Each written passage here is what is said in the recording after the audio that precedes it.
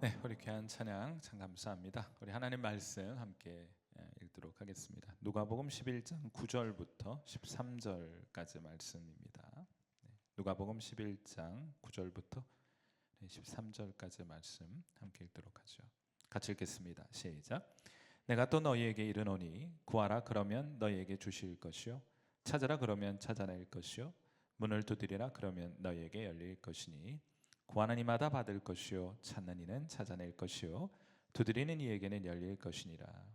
너희 중에 아버지 된 자로서 누가 아들이 생선을 달라 하는데 생선 대신에 뱀을 주며 알을 달라 하는데 전갈을 주겠느냐.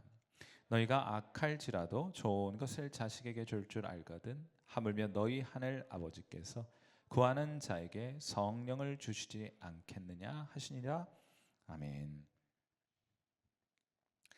자, 우리 지난주에 저희가 선한 사마리아인의 비유를 좀 살펴보았는데, 선한 사마리아인의 비유의 요점은 우리가 누가 우리의 이웃인가라는 질문에 대한 답변으로 예수님께서 선한 사마리아인의 비유를 우리에게 제시해 주셨다. 결론은 무엇이었습니까? 누가 우리의 이웃입니까?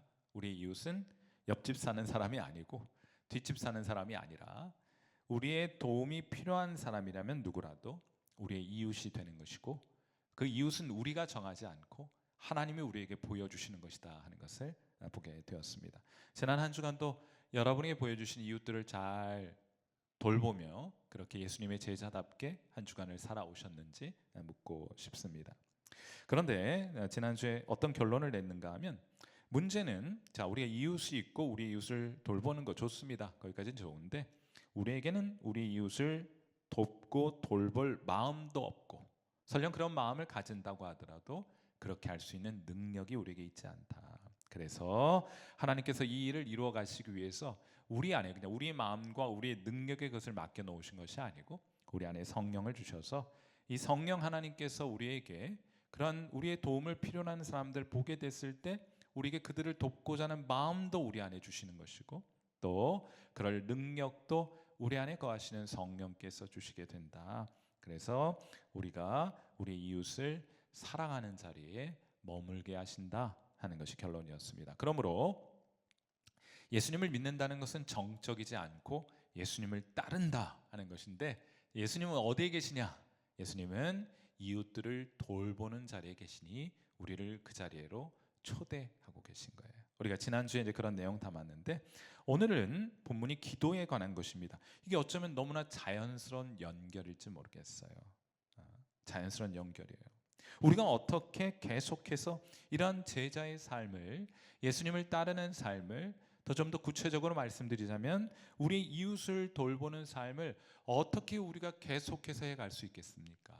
어떻게 해서 우리가 계속해서 주님을 따라갈 수 있겠습니까? 라는 질문에 대한 답변으로 어쩌면 누가복음 11장 본문은 너무나 적절한 본문이 아닌가 하고 생각해 보게 돼요.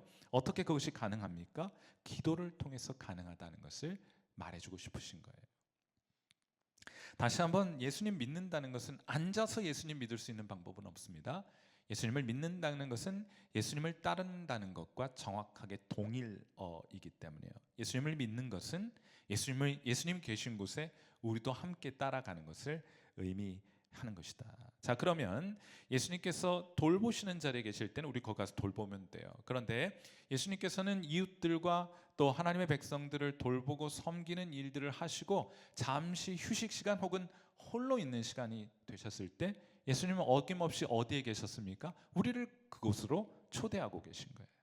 예수님은 어디에 계십니까? 자, 오늘 본문 누가복음 11장 1절 말씀이 이렇게 시작하고 있습니다.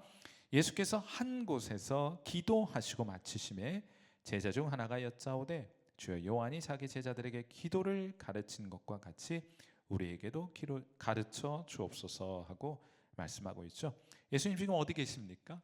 한 곳에서 혹은 한적한 곳에서 하나님께 기도하고 계신다. 우리가 예수님을 따르는 사람들이라면 예수님이 계신 곳에 우리도 있어야겠죠. 예수님 지금 어디 계시다고요? 예수님은 기도의 자리에 계시니 우리가 그곳에 나아가 기도해야 하는 것입니다. 오늘의 본문의 배경을 보시면 이런 상황에 우리 기도하고 싶은데, 예수님처럼 기도하고 싶은데 예수님 기도 좀 가르쳐 주세요. 우리도 그런 마음 있잖아요. 기도 잘하고 싶은 마음. 그래서 제자들은 심지어 그런 마음까지도 예수님께 말씀을 드렸어요. 기도 예수님 좀 가르쳐 주세요. 기도 잘하고 싶어요. 어떻게 합니까? 예수님이 직접 가르쳐 주세요 하고 예수님께 기도를 가르쳐 달라 요청합니다. 그리고 이 질문에 대한 여러 답변, 두세 가지 답변이 제공이 되는데 그 중에 하나로 오늘 본문, 저와 여러분이 함께 읽은 본문이 등장하게 되는 거예요. 다시 한번 누가복음 11장 9절 말씀 한번 읽어보겠습니다. 기도를 가르쳐 달라고 하는, 계속해서 예수님을 따르고 이웃들을 사랑하고 돕고 섬기는 자리에 머물 수 있기 위해서 우리에게 기도가 필요한데, 그런데 예수님 우리가 기도할 줄 몰라요. 그러니 기도 좀 가르쳐 주세요라는 제자들의 요청에 대한 예수님의 답변이 누가복음 11장 9절 말씀인 거예요. 자, 같이 한번 읽어봅니다. 시작. 내가 또 너희에게 이르노니 구하라 그러면 너희에게 주실 것이요, 찾으라 그러면 찾아낼 것이요, 문을 두드리라 그러면 너희에게 열릴 것이니. 아멘. 예수님, 오늘은 이 본문을 가지고, 이 한 구절을 가지고 예수님께서 우리에게 가르쳐 주신 기도에서 5가지 교훈을 좀 찾고자 합니다. 기도는 어떻게 하는 것인가? 첫째, 기도는 아무튼 하는 거예요. 아무튼 하는 거예요. 여러분이 기도를 어떻게 정의하고 계십니까? 사람들이 기도를 정의하는 여러 국면들이 오늘 본문에 소개가 되는데, 어떤 사람은 기도는 구하는 것이다 라고 생각합니다. 그럼 구하면 됩니다. 자기가 알고 있는 대로 기도하시면 돼요. 어떤 이들은 기도 가운데 뭔가를 찾는 것이다, 마치 보화를 찾는 것처럼 찾는 것이라고 이해하는 사람이 있다면 그렇게 하십시오. 기도 가운데 찾으시면 됩니다. 어떤 이들은 예수님께 두드리는 것입니다 라고 이해하는 분들이 계시다면 그렇게 하십시오. 두드리는 것이라고 이해한다면 그렇게 두드리시면 됩니다. 사랑하는 성도 여러분, 기도에 관해서 매우 많은 열등감을 가지고 우리가 있잖아요. 우리가 기도를 참 많이 하지도 않고 기도에 익숙하지도 않은 사람이어서 기도하면 언제나 이 주제에 대한 열등감, 컴플렉스가 우리 가운데 있어요. 그런데 기도에 관해서 우리가 잘 알면 기도하느냐? 그렇지 않아요.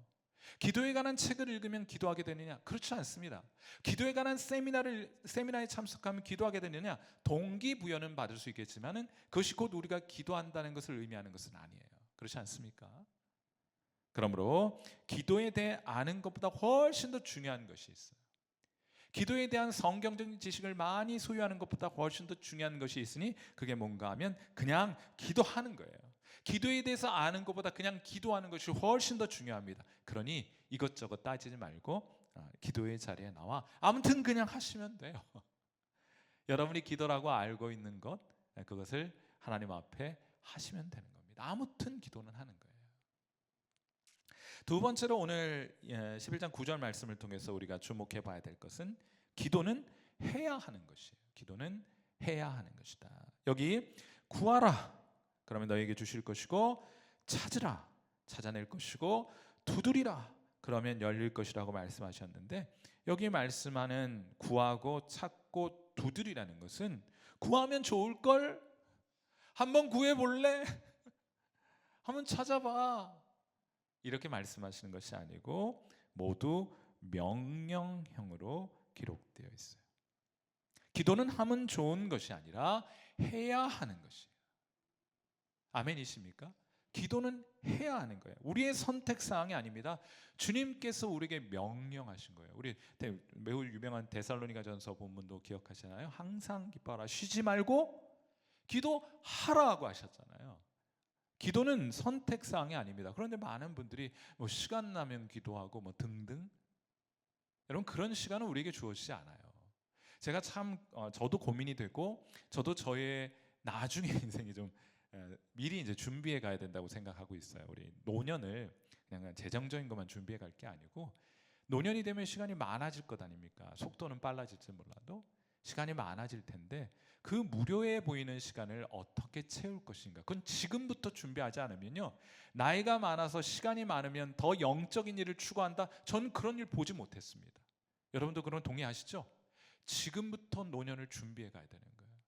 우리의 노년 때 더 많은 시간, 더 여유로운 시간이 우리에게 주어졌을 때 우리는 하나님과 더 가까이 동행할 것인가? 지금부터 훈련되지 않으면 절대로 나이 많이 들고 시간적 여유가 많이 생긴다고 해서 하나님과 함께하는 것이 아니라는 것은 제가 잘 알고 있어요. 우리의 노년 때 더 많은 시간, 더 여유로운 시간이 우리에게 주어졌을 때 우리는 하나님과 더 가까이 동행할 것인가? 지금부터 훈련되지 않으면 절대로 나이 많이 들고 시간적 여유가 많이 생긴다고 해서 하나님과 함께하는 것이 아니라는 것은 제가 잘 알고 있어요.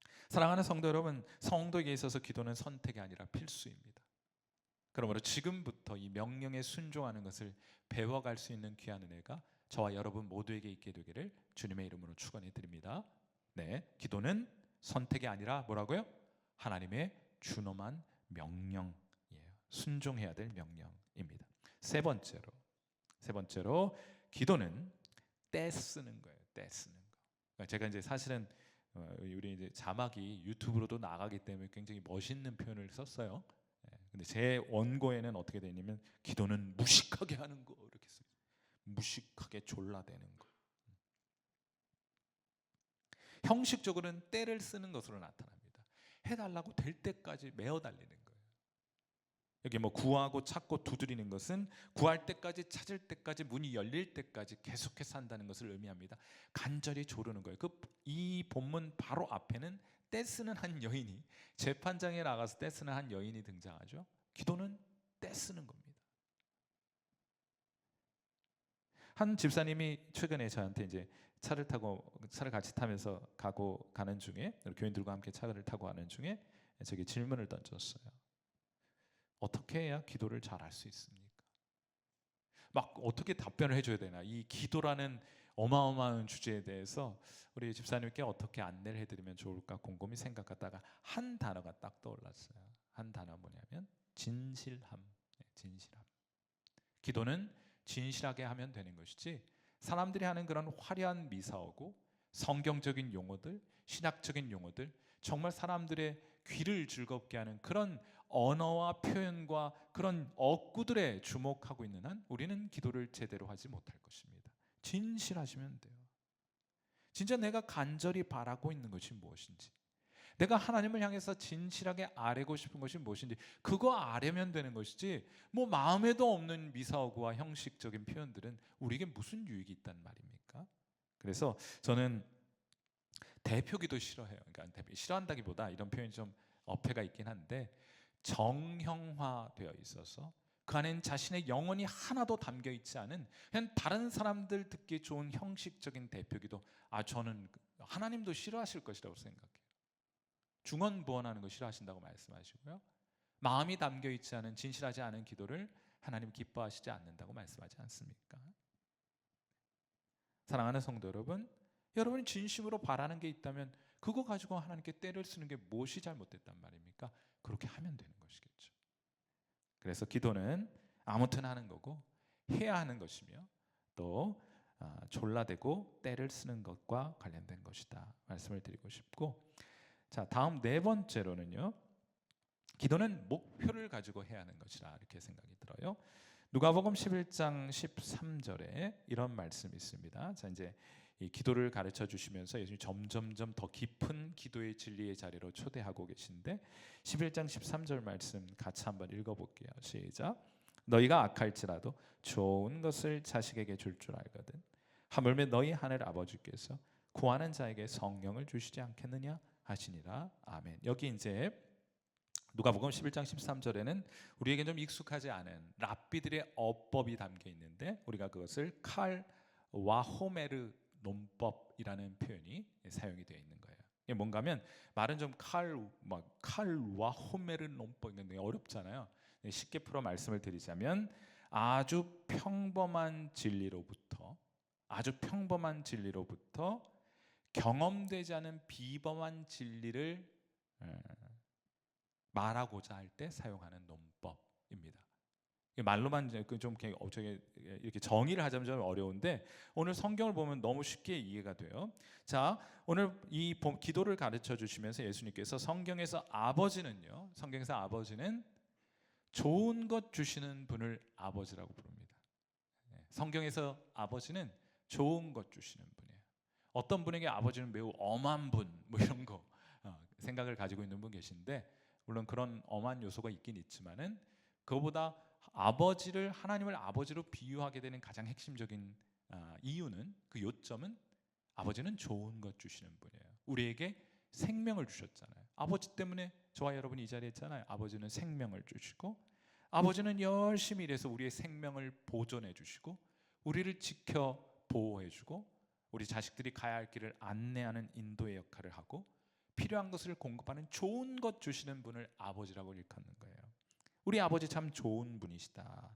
자, 아버지는 이렇게 좋은 분이시고 우리에게 좋은 것 주시는 분이신데 이게 평범한 진리잖아요. 네, 비범한 진리로 이 진리로부터 비범한 진리까지 도달하게 됩니다. 자, 그렇다면 하늘에 계신 아버지께서 우리에게 주실 것은 얼마나 좋은 것이겠느냐. 비범한 진리를 우리에게 가르쳐 주는 거예요. 아버지는 참 좋은 것 우리에게 주시는 분이신데 하늘에 계신 아버지는 얼마나 좋은 것 주시겠느냐. 상상도 못할 걸, 이런 표현이에요. 그때 사용하는 그 논법이 칼 와호메르 논법이라고 부르는 것입니다. 여러분, 그러니까 하나님 아버지는 진짜 우리가 상상할 수도 없이 좋은 것을 주시는 분이에요. 그러니까 이 땅에 시시한 것들 구하지 말고, 우리 다 구하는 건 다 시시한 것들이에요. 우리 어린 시절 그 동네 애들 모여가고 구슬치고 딱지 쳤고 거기 목숨 걸었던 시절이 있었습니다. 아침부터 나와가지고 추운 줄도 모르고 막 콧물 찔찔 흘리면서 애들 동네 구슬 따먹고 딱지 따먹겠다고 내 인생을 거기에 다 들였던 시절이 있었어요. 그놈은 딱지를 다 어디 갔는지 알 수가 없어요. 그 구슬, 그 많던 구슬들 지금 어디 있는지 하나도 남아있지 않습니다. 우리가 시시한 것 구하며 살아갔던 인생들이에요. 그렇지 않습니까? 예수님께서 이 교훈을 통해 우리에게 가르쳐 주시는 것은 이 땅의 시시한 것들 구하지 말고 가장 좋은 것, 상상할 수도 없는 좋은 것을 아버지께 구하라 하는 것인데, 그 상상할 수도 없을 만큼 좋은 것이 뭐냐. 여기 13절에 뭐라고 말해요? 하늘 아버지께서 구하는 자에게 무엇을요? 성령을 주시지 않겠느냐.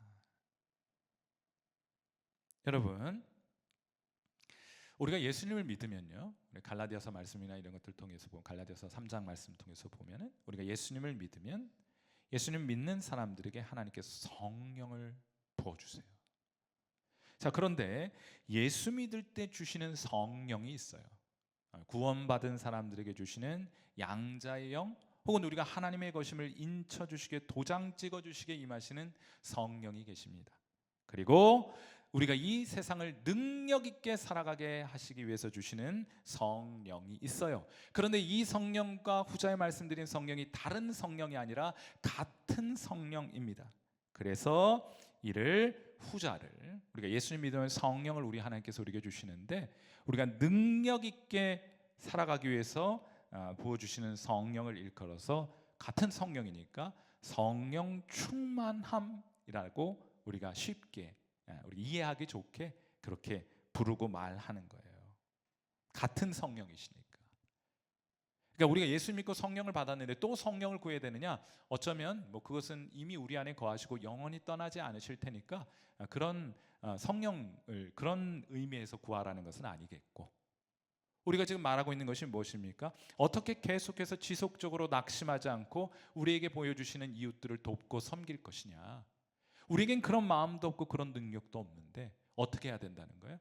어떻게 이 말씀에 순종할 수 있으며 어떻게 해야 우리가 이 세상을 이기는 믿음으로 이 세상을 살아갈 수 있게 되는 것입니까? 성령 충만함을 받으라는 거예요. 이게 얼마나 좋은 것인지 너희들은 상상도 하지 못할 거야. 그러니 아버지께 구해, 하늘 아버지께서 이를 너희에게 허락해 주실 거야 하고 말씀하고 계신 겁니다. 사랑하는 성도 여러분, 어쩌면 우리 기도의 수첩이나 기도의 삶을 돌아보면 그 외에 다른 시시한 것들을 구하는데 어쩌면 많은 시간들을 할애하고 있는지도 모르겠어요. 그런데 정작 하나님께서 우리에게 주시고자 하는 상상할 수도 없는 좋은 것, 곧 성령 충만을 위해서 우리는 기도하고 있습니까? 어쩌면 우리가 오늘을 살아감에 있어서 능력 있게 이 땅을 살아가지 못하고 우리에게 맡겨주신 사명을 능력 있게 하고 있지 못한 이유가 있다면, 그것은 어쩌면 우리가 성령 충만함 없이 그 일을 감당하고 있기 때문이 아닌가 하고 생각해 보셔야 돼요. 그러므로 성령 충만을 위해 기도해야겠습니다. 세상을 이길 수 있는 능력을 주님께 간구해야겠습니다. 그래서 영혼들 낙심 없이 한결같이, 그리고 계속해서 영혼들을 돌볼 수 있도록 우리에겐 그런 마음도 능력도 없으니 우리 오직 성령의 충만을 구하여 이 일을 잘 감당해가는 저와 여러분 되시기를 주님의 이름으로 축원해 드립니다. 자, 그리고 마지막으로 기도는 그래도 해야 하는 것이에요. 그래도 해야 하는 것. 아버지는 좋은 것 주시는 분이에요. 주실 겁니다. 아멘이십니까? 하나님 아버지는 상상할 수도 없이 좋은 것을 우리에게 주실 거예요. 그런데 그럼에도 불구하고 그것을 달라고 기도해야 하는 것이 하나님의 주문입니다. 에스겔서 36장 37절 말씀 같이 한번 읽어보죠. 시작. 주 여호와께서 이같이 말씀하셨느니라. 그래도 이스라엘 족속이 이같이 자기들에게 이루어 주기를 내게 구하여야 할지라. 내가 그들의 수요를 양떼같이 많아지게 할 것이라. 내가 그렇게 할 것이 이미 정해져 있어요. 그럼에도 불구하고 그래도 너희는 그렇게 해달라고 기도해야 한다.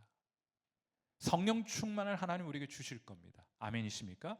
우리가 능력 있게 이 세상을 살아가게 하실 겁니다. 아멘이십니까? 그럼에도 불구하고 그래도 하나님 그걸 작정하셨고 그렇게 주실지라도 우리는 달라고 기도해야 하는 거예요. 여러분, 하나님께서 우리에게 좋은 것을 주시기로 작정을 하셨어요. 그리고 실제로 주실 것인데 이것이 우리가 기대하는 타이밍과 맞지 않게 될 때 낙심하는 거예요. 하나님 반드시 좋은 것을 주시는데 우리는 지금 달라고 해요. 근데 하나님의 타이밍은 우리의 타이밍과 같지 않아요. 주시긴 주시는데 우리가 원하는 때가 아니라 하나님이 원하시는 때에 주시는 거예요. 그러니까 거기 낙심이 발생합니다. 왠 뜻대로 되지 않으니까, 바람대로 이루어지지 않으니까. 자, 그래도 우리는 기도해야 합니다. 누가복음 18장 1절 말씀, 여러분 한번 이거 한번 보세요. 같이 한번 읽어보세요. 같이 읽어요. 시작.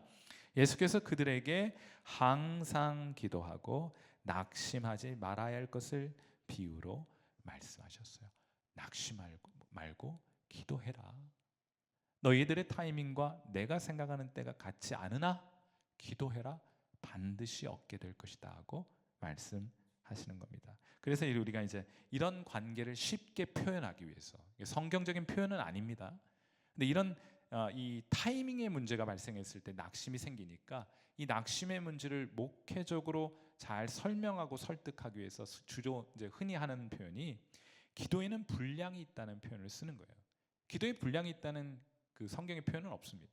다만 우리가 이런 성경적인 진리들을 우리가 접하게 될 때 이런 것들을 더 잘 설명하기 위해서 사용하는 일종의 비유적 언어인데 기도에는 분량이 있다는 거예요. 그때까지 기도하라는 겁니다. 하나님의 타이밍이 이루어질 때까지. 그러므로 사랑하는 성도 여러분, 우리가 동기는 이웃을 돕고 잘 보살피기 위함인데 이를 위해서 성령의 충만을 위해서 기도해야 할 것인데 지금 당장은 아닐 줄 몰라요. 그러나 기도의 분량이 채워지는 날 하나님께서는 여러분에게 놀라운 일을, 상상도 할 수 없는 좋은 일을 우리 가운데 이루어 주시게 될 것입니다. 그러므로 낙심하지 마시고 기도의 자리에 나와서 하나님 앞에 기도하시는, 항상 기도하시는 저와 여러분 되시기를 주님의 이름으로 축원해 드립니다. 함께 기도하도록 하죠. 자, 음악 들으시면서 함께 기도할 때 아무튼 기도는 하세요. 해야 합니다. 무식하게 하세요. 목표를 가지는데 우리의 목표는 그 다른 여러 가지를 구하시되 우리의 가장 궁극적인 기도의 목표는 성령 충만함을 받는 것입니다. 그래야 우리가 살 수 있어요. 그래야 우리가 이 세상을 이길 수 있습니다. 능력 있게 살아갈 수 있을 것이기 때문에요. 이를 위한 기도의 분량을 채워갈 수 있기를 바랍니다. 여러분, 오늘은 여러분의 기도의 삶의 최우선순위의 기도의 제목으로 하나님께 성령 충만함을 간구하시는 그런 기도로 주 앞에 나아가기를 바라고, 하나님 우리에게 좋은 것 주시겠다, 상상할 수도 없을 만큼 좋은 것을 우리에게 허락해 주신다고 하셨으니 그 좋은 것을 우리에게 허락해 주옵소서. 우리 간절히 하나님께 기도하고 우리 여러분이 성령 충만할 뿐만 아니라 우리 교회가 성령 충만한 성도들로 가득한 성령 충만한 교회가 되도록 우리 성일교회를 위해서, 우리 교회를 위해서도 이 시간 함께 기도하는 시간 갖도록 하죠. 함께 기도하겠습니다.